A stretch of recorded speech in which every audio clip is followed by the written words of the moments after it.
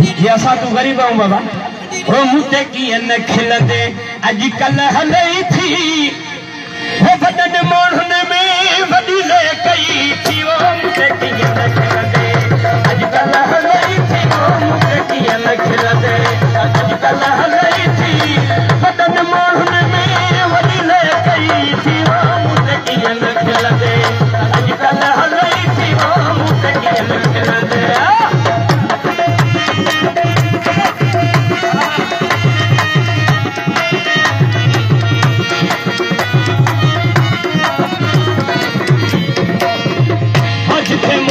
जानी विहणा नजल था उते को खेलियूं विहणा मिलन था उते मुखे जानी विहणा नजल था उते को खेलियूं विहणा मिलन था गैरन जे घर भी इज्जत मिलई थी वो मुझे की न खिलदे अजकल हलई थी वो मुझे की न खिलदे अजकल हलई थी बदन मोहन में वो वडी ले कई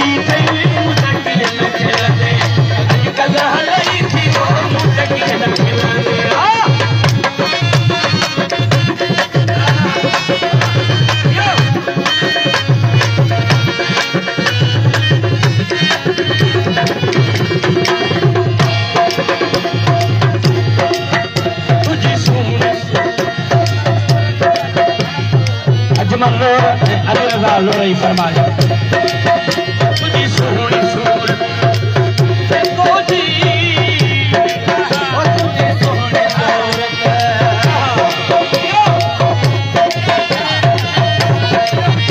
तुझी सोहनी सूरत देखो जी तुझी सोहनी सूरत तुझी सूरत देखो जी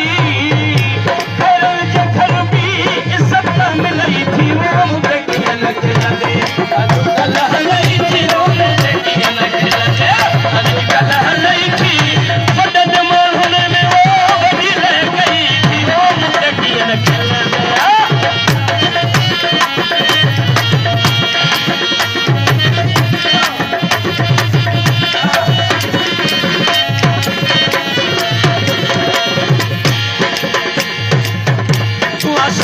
शहजादो मुझी को जी सूरत तू सुन शहजादो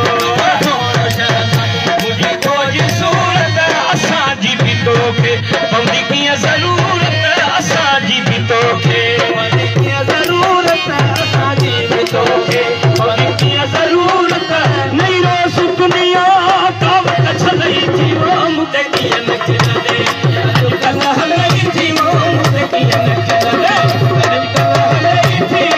बदन मोहन में वो वडी ले कई थी वो मुझे की न खिलदे